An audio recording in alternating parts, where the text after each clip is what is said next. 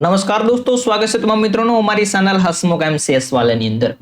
દોસ્તો આજે ખૂબ જ ઉપયોગી થાય તેવી ગરીબ અને મધ્યમ વર્ગના લોકો માટે મહત્વની યોજના આજના વિડીયોની અંદર જોવાના છીએ અને એના ફોર્મ ભરવાની શરૂઆત થઈ ચૂકી છે। તો દોસ્તો તમે જોઈ શકો છો આ યોજના તમને વિડીયોની અંદર દ્રશ્યમાન થઈ રહી છે।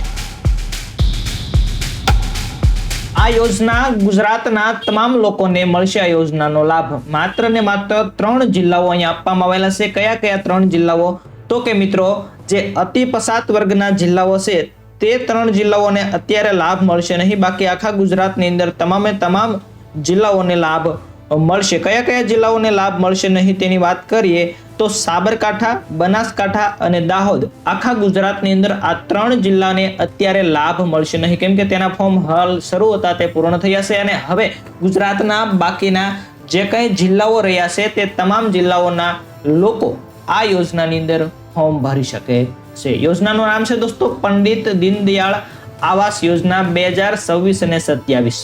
તો આ યોજનાનો લાભ તમારે લેવો હોય, આ યોજનાનો તમારે સંપૂર્ણ માહિતી મેળવવી હોય તો હવે મિત્રો વિડીયોની અંદર તમે એન્ટર થયા છો તો માત્ર થોડો ટાઈમ આપીને આ વિડીયો જોઈ લો છો, કેમ કે 1,70,000 રૂપિયાની સહાય જે મળવાની હતી તે હાલ આ ફોર્મ શરૂ થઈ શક્યા છે। તમે ગામની અંદર તમારી જમીન હોય અથવા તો તમારો ખુલ્લો પ્લોટ પડ્યો હોય ત્યાં મકાન બનાવી શકો છો, અથવા તો વાડી, તમારી જે વાડી વિસ્તાર છે ત્યાં જઈ અને તમે તમારું આ મકાન છે તે બનાવી શકો છો। તો આ વિડીયોની અંદર સંપૂર્ણ માહિતી આપવામાં આવેલી છે, કયા ડોક્યુમેન્ટની જરૂર પડશે, શું છે આ યોજના આખી તેની। તો દોસ્તો ખાસ કરીને વિડીયો પૂરો જોવા માટે વિનંતી છે। વિડીયો પસંદ આવે તો વિડીયોને લાઈક કરી દેજો, ચેનલને સબસ્ક્રાઇબ કરી દેજો। અમારી ચેનલની અંદર મોટા ભાગે ગુજરાતને લગતી યોજનાઓ હોય છે, રેશન કાર્ડને લગતી માહિતી લઈને અમે અમુક સમયે મિત્રો આવતા હોઈએ છીએ। તો ખાસ દોસ્તો વિડીયો પૂરો જોવા માટે વિનંતી છે। આજના વિડીયોનો મુખ્ય ઉદ્દેશ્ય શું રહેવાનો છે તો કે પંડિત દીનદયાળ આવાસ યોજના 2026 આ યોજના છે,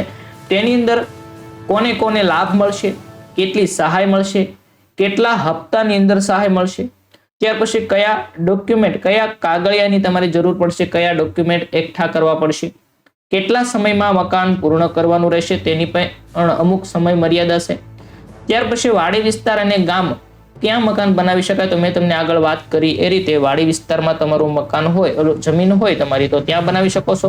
ગામની અંદર ખુલ્લો પ્લોટ પડ્યો હોય અથવા તો જર્જરિત ગાર માટીનું મકાન હોય ત્યાં તમે આ મકાન છે તે બનાવી શકો છો। આગળ થોડી માહિતી મેળવીએ તો પાત્રતાના માપદંડ, તો અહીંયા અમુક પાત્રતા નક્કી કરવામાં આવી છે। આવક મર્યાદા, તો કે જે લોકો શહેરની અંદર રહે છે અથવા તો ગામડાની અંદર રહે છે તેમની આવક મર્યાદા 6 લાખ કરતા વધારે હોવી જોઈએ નહીં। 6 લાખ કરતા વધારે તમારી વાર્ષિક આવક હશે, તમારો આવકનો દાખલો 6 લાખ કરતા વધારે આવક દર્શાવતો હશે તો તમને આ યોજનાનો લાભ મળવા પાત્ર થશે નહીં।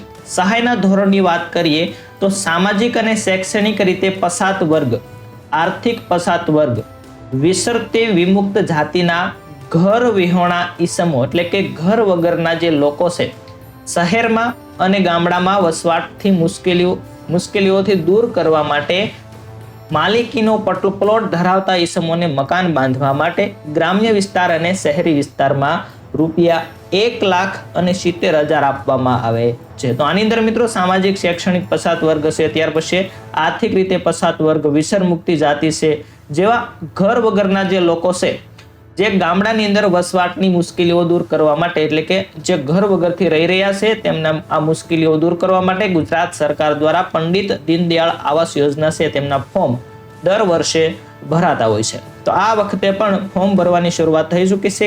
તારીખ આપવામાં આવેલી નથી, ખાસ કરીને અહીંયા ધ્યાન રાખજો મિત્રો, તારીખ આપવામાં આવી નથી કેટલી તારીખ છેલ્લી છે, પરંતુ વહેલી તે તકે તમારે ફોર્મ ભરી દેવાનું રહેશે। તો 1,70,000 રૂપિયા જેટલી ગ્રામ્ય અને શહેરી વિસ્તારની અંદર સહાય આપવામાં આવે છે। આ સહાય છે તે 2 હપ્તાની અંદર આપવામાં આવતી હોય છે।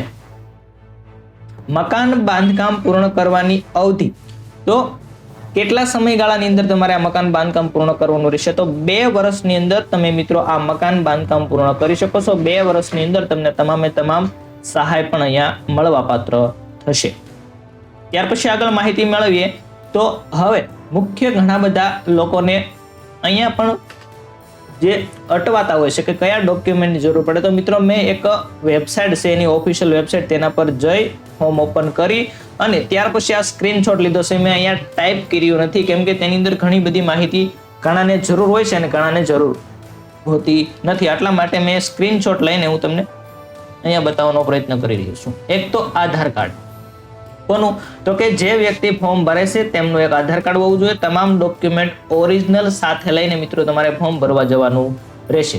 ત્યાર પછી રેશન કાર્ડ, અરજદારના નામ અને નંબર વાળા બંને પેજ અપલોડ કરવા, એટલે ઓરિજિનલ રેશન કાર્ડ તમારે લઈ જવાનું રહેશે. તેની અંદર ખાસ સૂચના છે કે તમારું બંને પેજ એક સાથે અપલોડ કરો. ઘણા બધા મિત્રો શું કરતા હોય છે, એક પેજ અપલોડ કરે તો ફોર્મ રિજેક્ટ થતું હોય છે. અને ખાસ એમાંય કરીને તમારું રેશન કાર્ડની અંદર કેવાયસી નહીં થયેલું હોય તો તમે ફોર્મ ભરી શકશો નહીં. વેબસાઇટની અંદર આગળ વધતું નથી મિત્રો. ખાસ સૂચના, કેવાયસી કરેલું હશે તો જ તમારું ફોર્મ ભરાશે. ત્યાર પછી અરજદારની જાતિ અહીંયા ફરજિયાત નથી, એટલા માટે અહીંયા મૂંઝાવાની જરૂર નથી. આ ડોક્યુમેન્ટ ન હોય તો પણ ચાલશે. અહીંયા જે લાલ કલરની ફૂદરી તમને જોવા મળી રહી છે એ તમારે અપલોડ કરવાના રહેશે. એ ફરજિયાત ડોક્યુમેન્ટ છે. તો અહીંયા જાતિનો દાખલો ફરજિયાત નથી. જો તમારી પાસે હોય તો તમે જાતિનો દાખલો અપલોડ કરી શકો છો, અથવા તો અરજદારનું લિવિંગ સર્ટી, તમે ભણેલા હોય, શિક્ષિત હોય તો તમારું લિવિંગ સર્ટી હોય તો પણ અપલોડ કરી દેવાનું રહેશે. ત્યાર પછી આવકનો દાખલો સક્ષમ અધિકારી દ્વારા કાઢવામાં આવેલો હોય તેવો આવકનો દાખલો. અત્યારે તો ઓનલાઈન મિત્રો તમારા ગામડાની અંદર જે તલાટી શ્રી કમ મંત્રી દ્વારા કાઢી આપવામાં આવે છે તે દાખલો પણ હાલશે. આ ફરજિયાત છે. અમે ચોકડી મારી તે ફરજિયાત નથી મિત્રો. ત્યાર પછી રેશન કાર્ડ ફરજિયાત છે. ત્યાર પછી આગળ જોઈએ તો રહેઠાણનો પુરાવો ફરજિયાત નથી, પરંતુ ચૂંટણી કાર્ડની નકલ તમારે ફરજિયાત છે. ચૂંટણી કાર્ડની નકલ જોડી દેવાની રહેશે, તો આ પણ ફરજિયાત છે. અથવા તો તમારી પાસે લાઇટ બિલ હોય, ભાડા કરાર હોય તો પણ તમે જોડી શકો છો આની અંદર. ત્યાર પછી આ કોઈ ગરીબી આવાસ યોજના હેઠળ તૈયાર મકાન મળેલા હોય. ઘણા બધાની લોકોની શહેરની અંદર આવા મકાન મળતા હોય છે. તો તેવું કોઈ મકાન મળેલું હોય અથવા તો ફાળવણીનો હુકમ કરેલો હોય તો તેનો નકલ અથવા એનરોલમેન્ટ લેટરની પ્રમાણિત નકલ જોડવાની છે. ફરજિયાત નથી, એટલે આ ન હોય તો પણ ચાલશે. હવે મિત્રો ફરજિયાત આવ્યું તો કે તમારી પાસે જમીન માલિકીનો આધાર હોવો જોઈએ. જમીન માલિકીનો આધારની અંદર શું છે, તો કે તમારી પાસે આકારણી પત્રક હોવું જોઈએ, અથવા તો હક પત્રક, અથવા તો તમારી જમીનનો દસ્તાવેજ હોવો જોઈએ. જે લાગુ પડે તે તમારે એક ડોક્યુમેન્ટ આપવાનું રહેશે.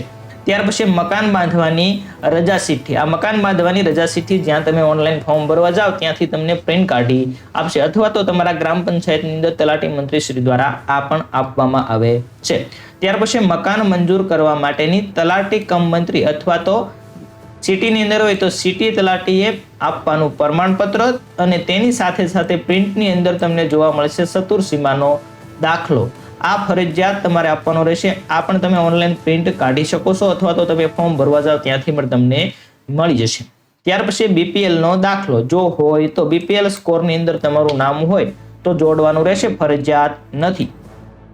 પછી કોઈ વિધવા સ્ત્રી ફોર્મ ભરતી હોય તો પતિના મરણનો દાખલો, આ પણ ફરજિયાત નથી. વિધવા સ્ત્રીઓ માટે ફરજિયાત છે.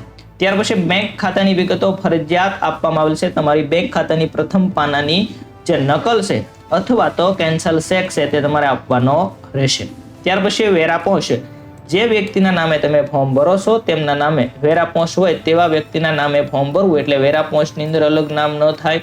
જેમ કે આધાર કાર્ડ કોઈ અલગ વ્યક્તિના નામે હોય અને વેરા પહોંચ પણ અલગ વ્યક્તિના નામે હોય તો ફોર્મ રિજેક્ટ થવાની શક્યતા રહેશે. એટલા માટે જે વ્યક્તિના નામે વેરા પહોંચ નીકળતી હોય તેવા વ્યક્તિના નામે તમામ ડોક્યુમેન્ટ એકઠા કરીને ફોર્મ ભરવું. ત્યાર પછી સ્વઘોષણા પત્ર, એ મિત્રો તમે ફોર્મ ભરવા જાઓ ત્યાં તમને ઓનલાઈન ફોર્મ ભરવા વાળા પ્રિન્ટ કાઢીને આપશે. તેની અંદર તમારા સહી સિક્કા કરવાના રહેશે. અને ખાસ કરીને ખુલ્લા પ્લોટનો ફોટો અથવા તો જર્જરિત કાસુગાર માટીનું મકાન પાડીને તે જ સ્થળે મકાન બનાવવાનું હોય તેનો ફોટો. તો અહીં મિત્રો પાકું મકાન હોય તો ચાલશે નહીં. ગાર માટીનું મકાન હોય તે જગ્યાએ તમારે પાડીને બનાવવાનું હોય તો તે મકાનનો ફોટો અને એક ખુલ્લા પ્લોટનો ફોટો. ત્યાર પછી સંયુક્ત નામે કોઈ પ્લોટ હોય અથવા તો કાચું મકાન હોય તો તે સંયુક્ત નામે જે કઈ વ્યક્તિ હોય તેમની સંમતિ લેવાની રહેશે, તેમની એક સંમતિ પત્રક. આ ફરજિયાત મિત્રો નથી. તો અહીંયા ઘણા બધા ડોક્યુમેન્ટ છે તે ફરજિયાત છે અને ઘણા બધા ફરજિયાત નથી. તમને મેં ચોકડી મારી છે તે ફરજિયાત આ ડોક્યુમેન્ટ ન હોય તો પણ તમે ફોર્મ ભરી શકો છો. તો દોસ્તો ખાસ કરીને આ હતા આજના વિડીયોના ડોક્યુમેન્ટ અને ઉપયોગી માહિતી. વિડીયોની અંદર કોઈ ભૂલ થઈ હોય તો દોસ્તો માફ કરી દેજો. થોડીક બોલવામાં કંઈક મિસ્ટેક થતી હોય તો પણ માફ કરી દેજો. પરંતુ માહિતી મારી પાસે હતી એટલે મેં તમારા સમક્ષ રજૂ કરી છે. વિડીયો પસંદ આવ્યો તો વિડીયોને લાઈક કરી દેજો, ચેનલને સબસ્ક્રાઇબ કરી દેજો, કેમ કે અમે ઘણી બધી મોટી યોજનાઓને લઈને વિડીયો લઈને આવતા હોઈએ છીએ. ટૂંક સમયની અંદર દોસ્તો આપણે પીએમ વિશ્વકર્મા યોજનાની માહિતી લઈને આવવાના છીએ, તો અમારી સાથે દોસ્તો જોડાયેલા રહેજો.